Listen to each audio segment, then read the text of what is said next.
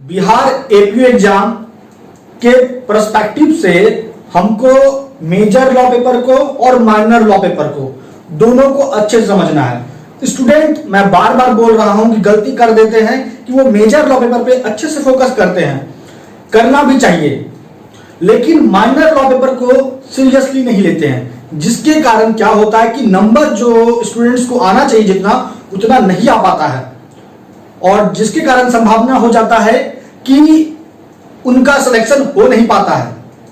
तो मैं आप लोगों को फिर बोलूंगा कि माइनर लॉ पेपर को भी ज्यादा फोकस करो, जैसे आप मेजर लॉ पेपर को करते हो, जैसे सीआरपीसी, आईपीसी, एविडेंस।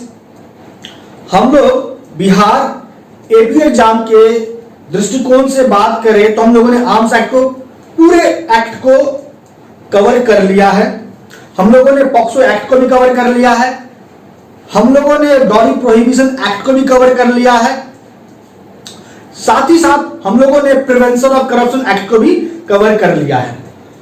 और अब हम लोग स्टार्ट करेंगे SC ST act, SC ST prevention of atrocities act 1989।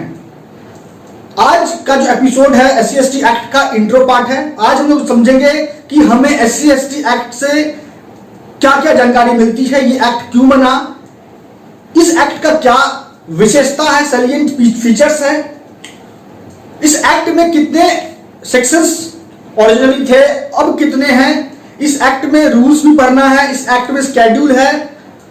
तो सभी बातों के बाद सभी इंपॉर्टेंट पॉइंट्स पे हम लोग आज इस एपिसोड में एससी एसटी एक्ट को लेकर डिस्कस करने वाले हैं।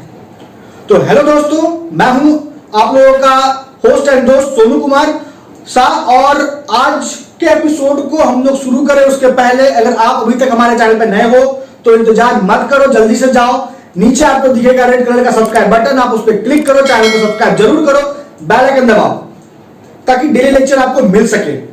और अगर आपको कोई भी पर्सनल क्वेरी, कोई लीगल इश्यू है तो आप मुझे बेझिझक इंस्टाग्राम पे फॉलो करो, इंस्टाग्राम का लिंक आपको मिल जाएगा डिस्क्रिप्शन बॉक्स में। और अगर आप टेलीग्राम जुडिशियल ग्रुप से जुड़ना चाहते हैं हमारे, तो आपको टेलीग्राम जुडिशियल ग्रुप का भी लिंक मिल जाएगा डिस्क्रिप्शन बॉक्स में। तो चलिए बिना समय गवाए स्टार्ट करते हैं आज के एपिसोड। सबसे पहले हम लोग इसके बारे में इंडियन कॉन्स्टिट्यूशन के दृष्टिकोण से समझेंगे।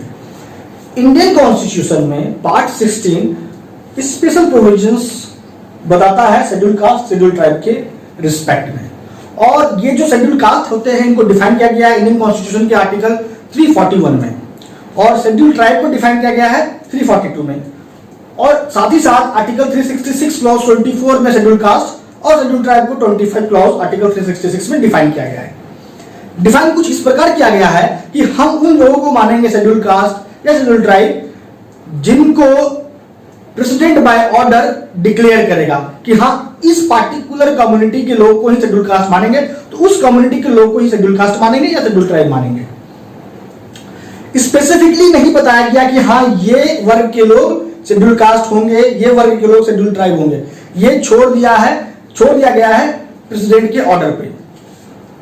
आमतौर पे जो शेड्यूल कास्ट होता है वो दलित वर्ग के लोग को हम लोग शेड्यूल कास्ट कहते हैं, और आमतौर पे जो शेड्यूल ट्राइब हम कहते हैं वो आदिवासी को हम कहते हैं शेड्यूल ट्राइब।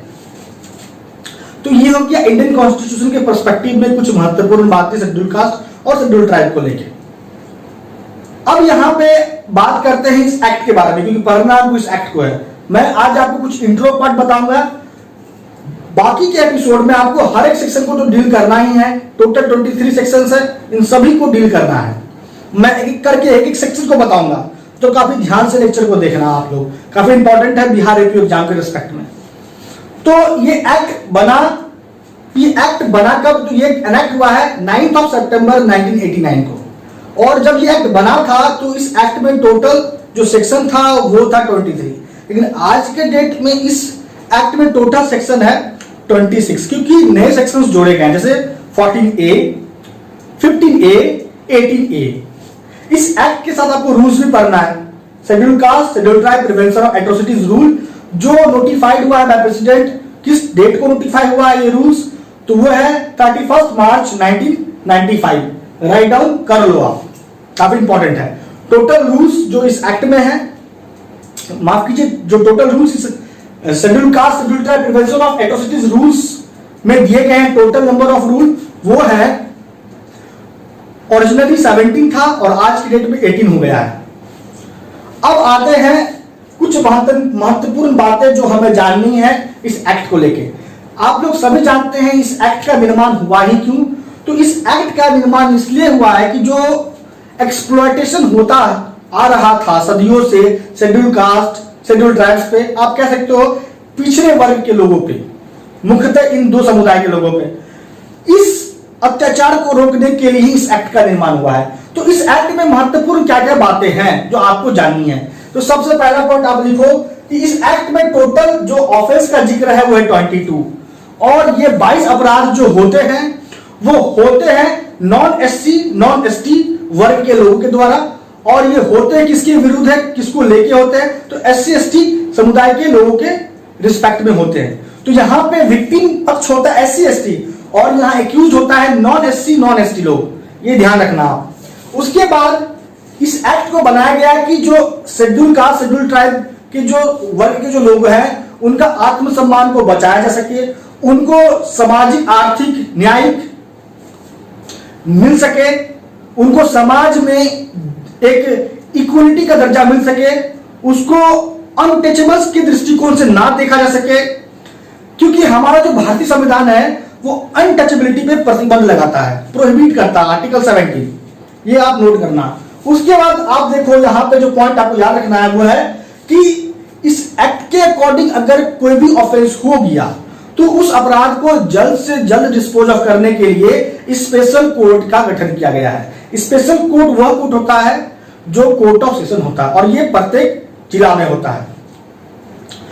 अब यहां पे एक और महत्वपूर्ण बात जो आपको ध्यान देना है कि स्पेशल कोर्ट में प्रोसिक्यूट करने वाला जो एडवोकेट होगा वो स्पेशल पब्लिक प्रोसिक्यूटर होगा या स्पेशल एक्सक्लूसिव पब्लिक प्रोसिक्यूटर होता है।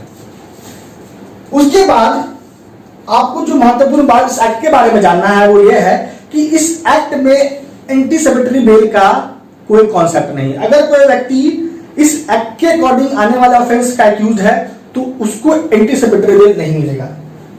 साथ ही साथ उसको वो जो बेनिफिट है प्रोविजन ऑफ ऑफेंडर एक्ट 1958 का वो भी नहीं मिलेगा। तो प्रोविजन लॉ का भी कोई बेनिफिट नहीं मिलेगा क्योंकि इस एक्ट के अंतर्गत आने वाले जो ऑफेंस है उनके जो एक्यूज हुए उस पे प्रोविजन लॉ अप्लाई नहीं होता है। नेक्स्ट पॉइंट जो आपको इस एक्ट को लेकर जानना है वो यह है कि इसमें प्रावधान दिया गया है विक्टिम कॉम्पनसेशन का। जो भी इस एक्ट के अकॉर्डिंग विक्टिम पाए जाएंगे उनको कॉम्पनसेट करने का भी प्रोविजंस है। नेक्स्ट पॉइंट जो आपको याद रखना है वो ये है कि इसमें यह बताया गया, यह प्रोविजन दिया गया है कि स्टेट गवर्नमेंट को यह पावर है कि वो इंपोज कर सकता है कलेक्टिव फाइन। नेक्स्ट प्रोविजन जो आपको ध्यान रखना है, जो आपको जानना बहुत जरूरी है वो ये है कि प्रोन एरिया में जहां एट्रोसिटी हुआ है या होने का संभावना है उस एरिया के जो एससी एसटी वर्ग के लोग हैं उनको आर्म्ड लाइसेंस ग्रांट करने का भी प्रोविजंस है और जो नॉन एससी नॉन एसटी वर्ग के लोग हैं उनका आर्म्ड लाइसेंस को सीज करने का भी प्रोविजंस इस एक्ट में है। साथ ही साथ आपको यह भी जानना बहुत जरूरी है कि इस एक्ट में अरेस्ट करने के पहले पब्लिक सर्वेंट अगर कोई अपराध का दोषी पाया जाता है इस एक्ट के अकॉर्डिंग तो उसको अरेस्ट करने के लिए डी इंक्वायरी करने का पहले जरूरी है।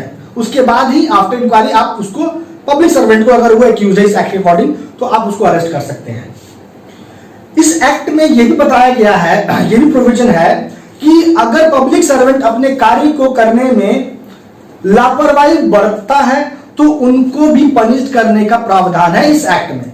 तो काफी महत्वपूर्ण है और ये कुछ महत्वपूर्ण बात है जो आपको एससी एसटी एक्ट को लेके जानना बहुत जरूरी है।